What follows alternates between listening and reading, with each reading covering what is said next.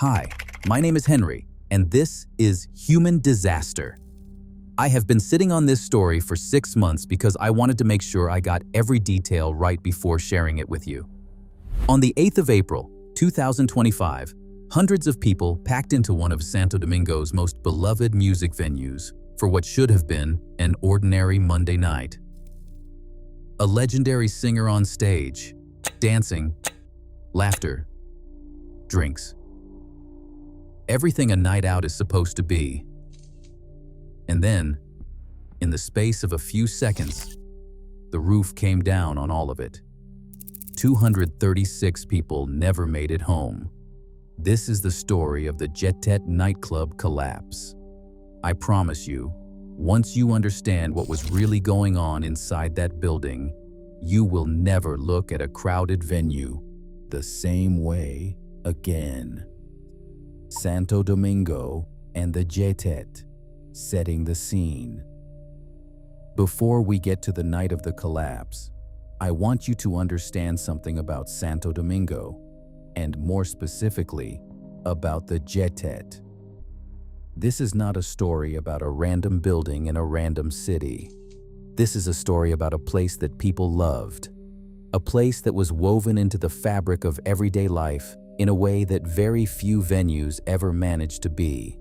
Santo Domingo sits on the southern coast of the Dominican Republic, where the Caribbean Sea meets a city of almost 4 million people. It is a place of enormous contrasts. Colonial architecture stands beside modern towers. History, noise, and heat are packed together on streets that never really go quiet. The nightlife runs deep there. Music is not background noise in Santo Domingo. It is culture.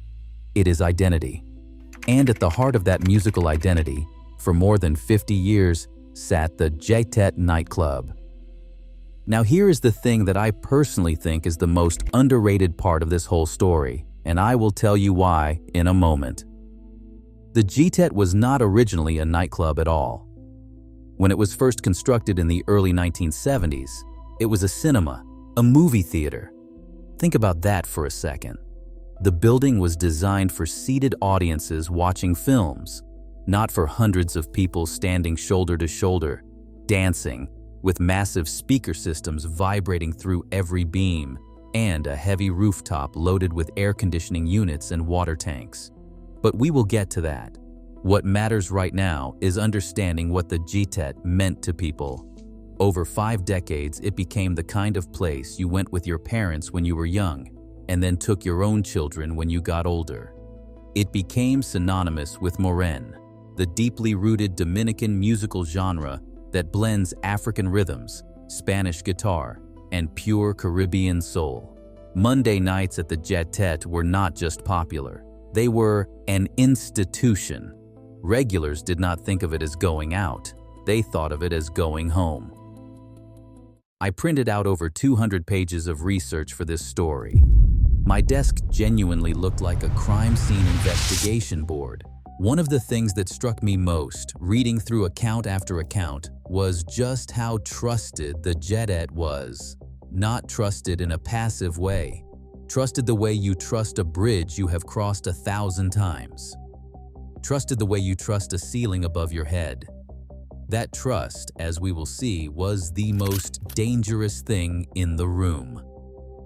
The night of April the 8th. It was an ordinary Monday, the 8th of April, 2025. Santo Domingo was doing what Santo Domingo does on a warm April evening, moving, breathing, filling the streets with sound. Along Avenida Independencia, one of the main corridors of the city's nightlife, the JetSet was getting ready for another packed house. And packed it was. Estimates would later place attendance somewhere between 500 and 1,000 people, which sounds like a wide margin, but actually tells you something important about how the JetSet operated. It was the kind of venue where you did not always know exactly how many people were inside, because people came and went, because it had been doing this for decades, and because no one had any reason to think the number mattered in the way that it would turn out to matter. On the stage that night was Rubby Perez. If you do not know that name, I want you to understand that in the Dominican Republic, Rubby Perez is not just a popular singer. He is a legend, a man whose voice carries the whole history of Morin in it. Getting him on stage on a Monday night was the kind of booking that filled a room from wall to wall. And it did. The crowd that night included longtime fans who had been following Perez for decades. Families, public figures, musicians, business owners, students, and ordinary working people who had saved a little money for a night out. Some of them had been to the JetSet dozens of times. Some were there for the first time. All of them had every reason to believe they were safe. And then there was the dust. This is the part of the story that I find myself randomly thinking about at 2 in the morning, because it is one of those details that refuses to leave you. Somewhere in that crowd, seated at a table, was a mother. And at some point during the performance, she noticed something. Fine dust, falling from the ceiling into her glass. Just a thin, barely visible drift of particles settling onto the surface of her drink. She knew immediately that something was wrong. She stood up. She told nightclub staff, and she was reassured, told to go back to her table, that everything was fine. She sat back down. Moments later, a larger piece of debris fell directly onto the table she had just returned to. And then the roof came down. I have gone back to that detail again and again. That woman saw it coming. She raised the alarm, and she was sent back to her seat. There is something about that I cannot quite put into words, which almost never happens to me. It is not just a tragedy. It is something almost unbearable in its specificity, because it means the warning existed. It was spoken out loud, and it was dismissed. The collapse. Just after midnight, the sounds changed. Survivors would later describe hearing things that did not belong inside a nightclub. Cracking, a deep resonant popping coming from somewhere above the music. Fine material drifting down from the ceiling. In the noise, and the joy and the vibration of a live performance, these sounds were easy to explain away. Maybe it was part of the show. Maybe it was something minor. Maybe it was nothing. It was not nothing. The roof of the JetSet Nightclub collapsed without warning in a matter of seconds. Concrete slabs, steel supports, lighting rigs, industrial equipment that had been sitting on the roof for years. All of it came down at once, directly onto the crowd below. The stage, the dance floor, the seating areas, buried instantly beneath tons of debris. Power went out immediately. The interior of the JetSet, moments ago blazing with stage lighting and filled with music, plunged into complete darkness. The music stopped, and what replaced it were sounds that no one in that building would ever forget. This is the kind of thing that, once you hear the survivor accounts, completely changes how you understood everything that came before it. People described the dust first, a thick, choking cloud of pulverized concrete that made it impossible to see or breathe. Then the weight of what had happened began to register. People who had been on their feet, dancing, found themselves pinned. People who had been seated were buried. Some who had been close to exits were able to stumble out into the night, bleeding, disoriented, their ears still ringing from the performance, now ringing from something else entirely. One survivor later said, "You go out expecting music and laughter, and suddenly you're digging with your hands, hoping the person next to you is still breathing." In the darkness, in the dust, in the rubble of what had been a beloved institution, hundreds of people were now fighting for their lives. Some were calling out names. Some were trying to dig themselves free. Some were completely still, pinned beneath slabs of concrete they could not move, waiting for help that would take hours to reach them. Outside, people who had escaped were running, screaming for help, calling emergency services. A venue that moments ago had been full of music had become something that looked, in the words of one rescuer, like a building that had been dropped from the sky. The rescue, 4 days in the rubble. Within minutes, emergency responders were on their way, but what they arrived to was not a partial collapse. The JetSet had folded inward, compressing concrete, steel, and debris into tight, unstable spaces where people were still alive. No light, suffocating dust, structures that could shift further at any moment. And somewhere inside all of it, voices. Medical teams and civil defense units worked alongside volunteers, listening for sounds beneath the rubble. Search dogs moved through the debris. Heavy machinery was brought in cautiously, because the wrong move can bring more down on the people you are trying to save. Every decision was a calculation between speed and safety. One firefighter later recalled, "There were moments when we stopped everything because we thought we heard someone breathing." You don't forget that sound. The rescuers worked through the first night, through the next day, and the day after that. For nearly 4 days without pause, hospitals were overwhelmed almost immediately. Families gathered outside the site and at emergency rooms, waiting for any word about the people they had last seen when the music was still playing. After 4 days with no new survivors found, authorities made the announcement families had been dreading. The operation shifted from rescue to recovery. The sounds inside the rubble had gone quiet. "We stayed because they were still someone's family," one rescuer said, "and they deserved to be brought home." I have shown that quote to people with zero interest in this story, and every single one of them stopped scrolling. There is a particular kind of courage in that distinction. They were not looking for survivors anymore. They were bringing people home. The dead, who was in that room, by the time recovery operations concluded, at least 236 people had lost their lives. More than 180 others were injured, many of them with severe, life-altering trauma. Most people, when they first hear about this story, focus on the famous names. And the famous names are genuinely significant. Ruby Perez, the legendary Moor singer, was on stage when the roof came down. He was among the dead. Octavio Dotel and Tony Blanco, both former Major League Baseball players, were killed. Nelsie Cruz, a regional governor, was also in that room that night. But honestly, the detail that made me fall in love with this story, and I use that phrase carefully, because there is nothing to love about a death toll of 236. The detail that made me understand what this story truly was is the ordinary people. The ones whose names did not appear in international news reports. The ones who were there, not because of celebrity or status, but because it was Monday night, and the JetSet was where you went on a Monday night.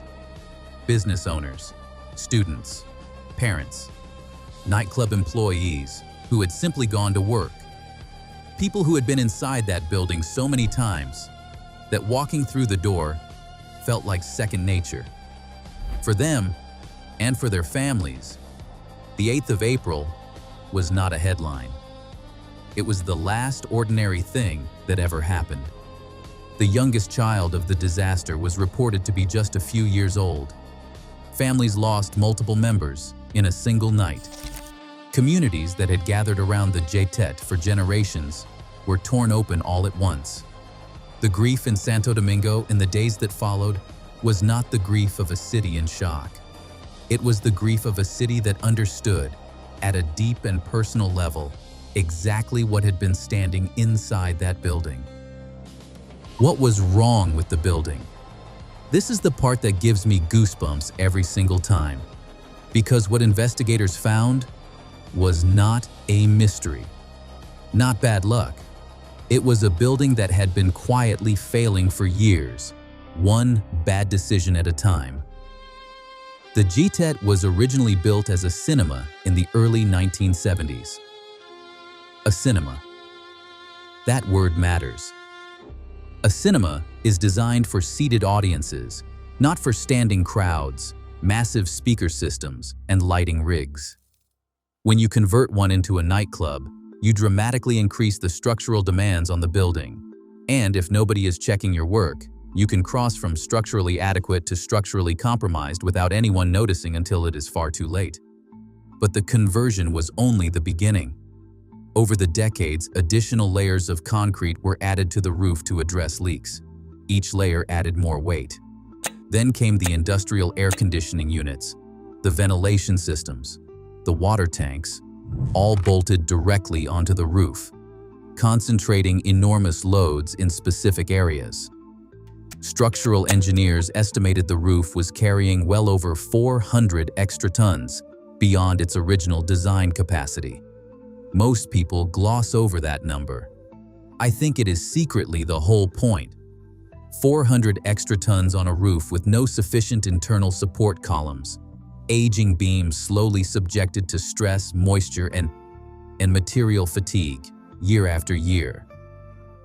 And not once was there a comprehensive structural assessment. The warnings were written into the building itself. The cracks, the leaks, the sagging. Nobody read them. Every bad decision added up, slowly and invisibly, until the 8th of April 2025. The warning signs nobody acted on. I went down such a deep rabbit hole on this that my wife had to physically take my laptop away from me at midnight. Because the more I dug, the more warning signs I found that had simply been ignored. Each one of them on its own might be explainable, but together they form a picture that is very difficult to look at. The building had been showing signs of distress for years. Cracks, leaks, visible deterioration. None of it formally evaluated. None of it triggering a single engineering review. The JetSet kept welcoming hundreds of people every week, while the building above their heads quietly accumulated damage that nobody was measuring. Then, in 2023, a fire broke out after lightning struck the generator room. Firefighters contained it, deemed the structure safe, and the JetSet carried on as normal. I will be honest, when I first read that, I had to go back and read it again. A building already carrying 400 extra tons on its roof, already cracking, experiences a fire, and the answer is business as usual. Less than 2 years later, the roof collapses on hundreds of people. A fire causes thermal stress. It weakens steel in ways that are not visible to the naked eye. In a structurally overloaded building with no engineering history, it was exactly the kind of event that should have stopped everything. And then, there was the woman with the dust in her glass. She noticed. She said something. She was dismissed and sent back to her seat. That moment is the hardest one in the whole story to sit with. Vibration, music, and the last straw. Now I want to address something that came up a lot in the immediate aftermath of the collapse, because I think it is genuinely important and also genuinely misunderstood. After investigators began examining the structural causes of the disaster, a natural question arose. Did the music cause it? Did the vibration from the speakers and the rhythmic movement of hundreds of people dancing push the building over the edge? The short answer from structural engineers is not exactly. And this is actually quite an interesting distinction. Music and dancing do not cause collapse in a properly designed structure. Let me be clear about that. If the JetSet had been a well-maintained, structurally sound building, carrying a load within its design capacity, the vibration from even a very loud live performance would not have brought the roof down. Full stop. But the JetSet was not a well-maintained, structurally sound building carrying a load within its design capacity. It was the opposite of all of those things. And in that context, vibration operates differently. Structural engineers described what happened as a last straw effect. The building had been failing slowly for years. The beams and slabs were carrying far more than they were designed to carry. Existing cracks and points of fatigue were already present throughout the structure. And then, on the night of April the 8th, hundreds of people moved together in rhythmic unison. placing low-frequency vibrations against a roof that had almost nothing left to give. The music did not cause the collapse, but it may well have influenced the exact moment when a long-developing failure became a sudden and catastrophic one. It turned years of accumulated structural damage into a single, irreversible second. Think about it this way. Imagine a wall that has been cracking and weakening for 20 years. You could lean against that wall and nothing happens. But one day, at the specific moment when the cracks have progressed just far enough, someone leans against it at the wrong angle, and it comes down. They did not cause the wall to be damaged, but they were there for the moment it gave way. That is what the music was on the night of April the 8th. The last straw, and the JetSet had been building toward it for decades. The accountability, arrests, charges, and anger. In the days and weeks that followed the collapse, as the scale of the loss became undeniable, the Dominican Republic faced a reckoning. Not just with the physical failure of a building, but with the question of responsibility, of who knew what and when, and what they chose to do about it. Within weeks of the disaster, the nightclub's owners, Antonio Espaillat and Marbel Espaillat, were arrested. They were formally charged with involuntary homicide, accused of failing to ensure the structural safety of the building despite repeated warning signs. For many families of the victims, the charges represented something, a recognition that this was not simply an accident, that human decisions had contributed directly to the deaths of 236 people, that someone would be held accountable. But for many others, the charges felt entirely inadequate. I think their anger is completely justified. Involuntary homicide suggests something unintended, something unforeseen, something that could not have been anticipated. I would argue that a building carrying 400 extra tons on a roof with no engineering review, showing visible deterioration for years, which experienced a fire 2 years before the collapse and was deemed safe without a structural assessment, is not exactly a building whose failure was unforeseeable. One grieving family member told reporters that this was not an accident. It was something waiting to happen, and no one stopped it. That sentence is one of those things I find myself randomly thinking about at 2 in the morning, because it is both simple and devastating, and it is, by every measure of the physical evidence, correct. As of the time of reporting, the court proceedings had not yet reached a final verdict, leaving families in a prolonged and painful state of uncertainty. The charges represent a rare step towards accountability in cases involving private entertainment venues in the Dominican Republic. But the families of 236 people know, even if the courts have not yet confirmed it, that the roof did not fall because of bad luck. It fell because of decisions. And decisions have authors. The systemic failure. Regulations that existed but didn't work. Here is something I want to be direct about, because I think it matters enormously and tends to get lost in the noise of individual accountability. The JetSet collapse was not primarily a story about 2 negligent owners. It was a story about a systemic oversight failure that failed at every level for decades. And that distinction is critical because if we tell this only as the story of 2 bad actors, we miss the lesson entirely. Building regulations in the Dominican Republic existed before the collapse. Codes governing structural modifications, occupancy loads, safety inspections were not absent from the legal landscape. They were simply not being enforced with any meaningful consistency or rigor. A building could be modified, loaded with extra concrete and industrial equipment, converted from one use to another with dramatically different structural demands, and nobody with authority was checking whether those changes were safe. Engineers and advocacy groups who spoke in the aftermath of the disaster were careful to make this point. The problem was not just the JetSet. The problem was a culture of weak enforcement that made the JetSet possible. That allowed its owners to operate for decades with an overloaded roof and no structural review. Not because they had found some clever legal loophole, but simply because nobody was looking. I have been obsessed with disasters involving systemic oversight failures since I was a teenager, and the pattern is always the same. The rules exist, they are just not applied. And then something collapses, or sinks, or burns, and everyone is suddenly very interested in the rules that were already there. The JetSet was not a secret. It operated publicly for over 50 years. It held hundreds of people every week. The modifications to its roof were physical and visible.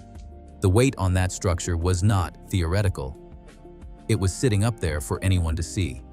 And yet, for decades, no authority with the power to intervene ever looked closely enough to say, "Stop." Many engineers who examined the case warned in terms that were blunt and unambiguous, that laws passed in response to the collapse would mean nothing without the institutional will and resources to actually enforce them. Without transparent inspections and independent oversight, the conditions that produced the JetSet disaster could persist long after the headlines faded. And they were right to say it. What changed and what might not? In the months following the collapse, the Dominican Republic government announced a series of measures intended to prevent a repeat of the JetSet disaster. And I want to be fair here. Some of these measures were significant. They included mandatory structural inspections for entertainment buildings constructed before modern safety codes were introduced, stricter oversight of building conversions and rooftop installations, and broader criminal liability for owners who ignore known safety risks. These are not nothing. After a disaster of this scale, regulatory reform of this kind represents at minimum an acknowledgement that the system that existed before the 8th of April 2025 was inadequate. And acknowledgement matters. But there is a yawning gap between a regulation and the consistent, funded, independent enforcement of that regulation. Every engineer, every advocacy group, every family member of a victim who spoke publicly after the collapse made the same observation. The rules were not the problem before. The culture of enforcement was the problem. And culture is much harder to legislate than rules. I spent 3 hours just on the regulatory response alone, reading through statements and reports and expert reactions. And what I found is that the people who know this landscape best, the engineers, the building inspectors, the structural safety advocates, are cautiously hopeful about the new regulations and deeply, persistently worried about whether they will actually be applied. Because they have seen this pattern before: disaster, regulation, enthusiasm, erosion, another disaster. The only way to break that cycle is sustained political will and genuine public accountability. And those are, by their nature, the hardest things to sustain. Today, the site of the former JetSet Nightclub remains sealed and untouched. No new structure has replaced it. The investigations and legal proceedings are ongoing, and until they are resolved, the building stays as it is, a ruin in the middle of a city that is still trying to process what happened there. But something else has happened at that site that I think deserves to be acknowledged. People have turned it into a memorial. Without any official instruction or organized effort, families and friends and strangers have lined the perimeter with candles, flowers, photographs, and handwritten messages.